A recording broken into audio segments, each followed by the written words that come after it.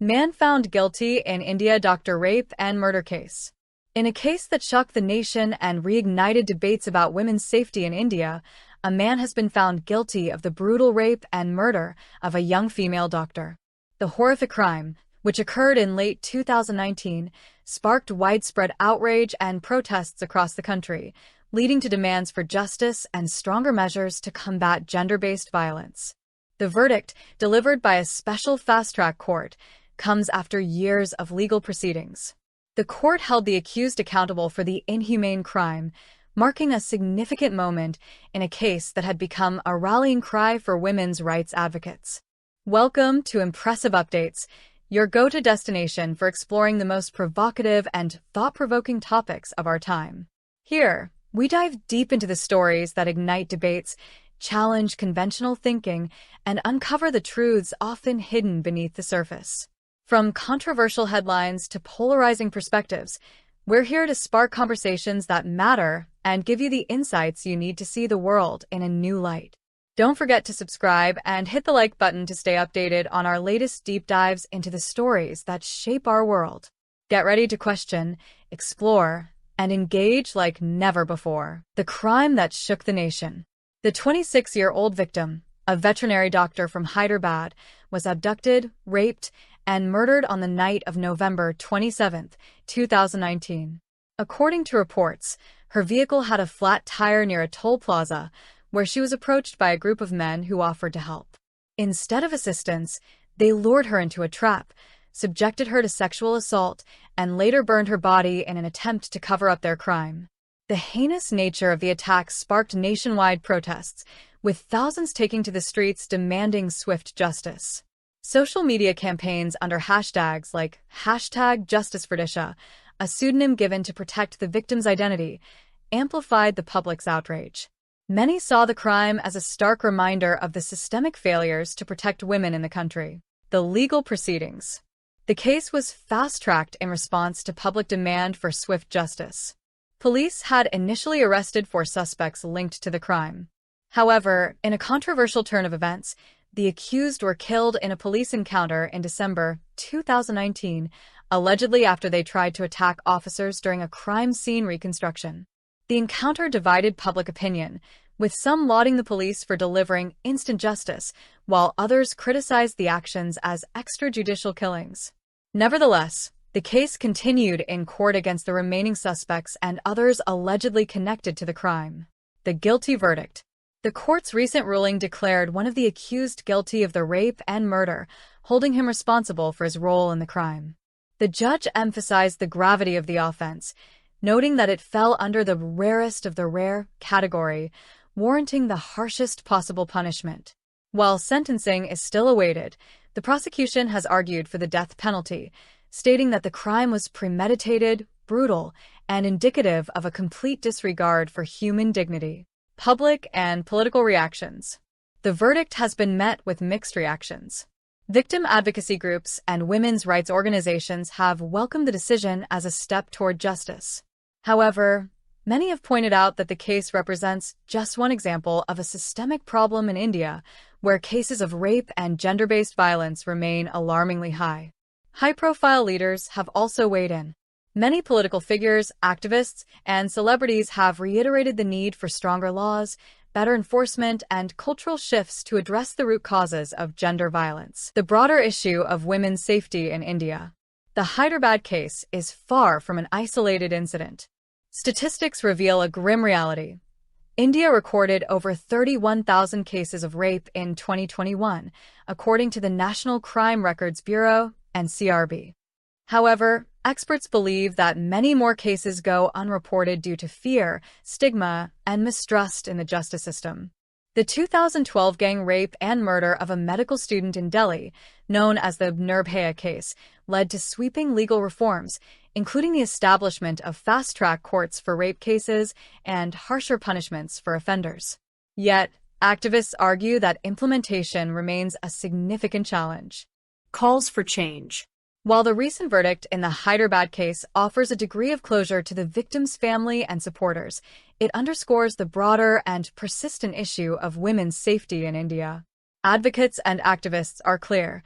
Systemic changes are crucial to ensure that such heinous crimes are not repeated and survivors receive justice without unnecessary delay. Addressing these challenges requires a multifaceted approach that tackles both the immediate need for safety and the long-term cultural and structural issues. 1. Improved policing.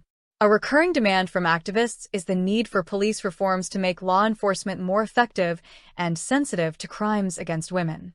One of the most urgent priorities is increasing police patrolling in vulnerable areas, particularly at night and in isolated locations where women are most at risk. Deploying more female officers is another critical step that can make reporting crimes less intimidating for survivors. Additionally, gender sensitivity training for police officers is essential. Many women hesitate to report sexual violence due to fear of being dismissed, ridiculed, or blamed. Comprehensive training can equip officers to handle such cases with empathy and professionalism, ensuring survivors feel supported rather than re-traumatized. Moreover, strengthening mechanisms like 24/7 helplines and rapid response teams can ensure swift action in emergencies. 2. Stronger legal frameworks.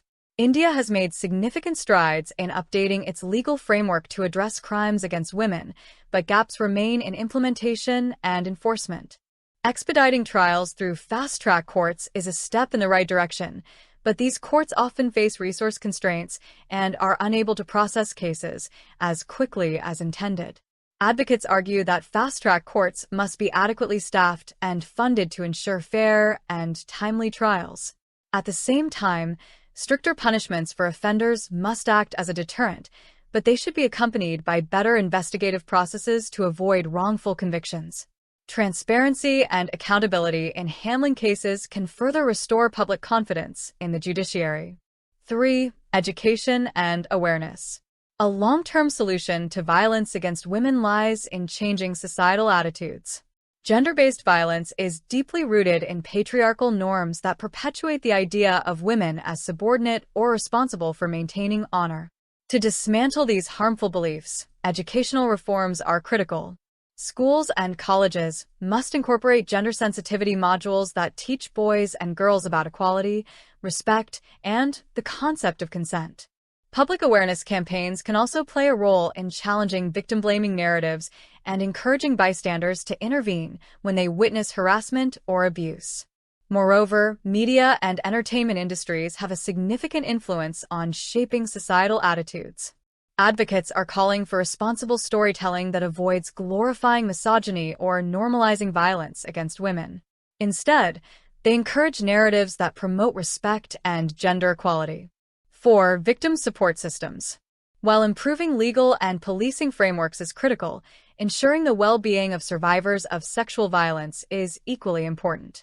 Many survivors face long-term psychological, emotional, and financial challenges that require comprehensive support systems.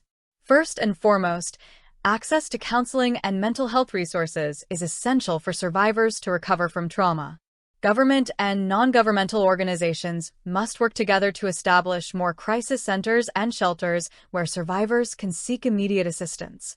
Legal aid is another crucial area where support is often lacking. Survivors frequently face financial and logistical hurdles in navigating the justice system. Providing free legal assistance and ensuring that survivors are kept informed about the progress of their cases can help restore their confidence in the system. Additionally, rehabilitation programs that offer vocational training and job opportunities can empower survivors to rebuild their lives.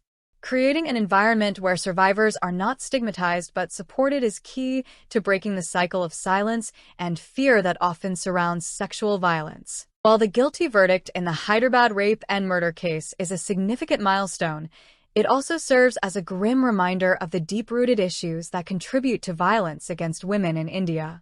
The case may have sparked outrage and led to promises of reform, but the fight for safer streets and justice for victims remains far from over. For the victim's family, the ruling offers some solace, but the scars of the tragedy will remain. As the nation reflects on this case, the question lingers: how many more women must suffer before real change takes hold? Thanks for watching Impressive Updates. The channel where we uncover the truths, challenge the norms, and ignite the conversations that matter. If today's video got you thinking, don't keep it to yourself. Hit that like button, drop a comment to share your thoughts, and be sure to subscribe to join our growing community of truth seekers. And the conversation doesn't stop here. Check out one of our other videos. So, make sure to hit the notification bell to never miss an update. Until next time, stay curious, stay informed, and let's keep challenging perspectives together.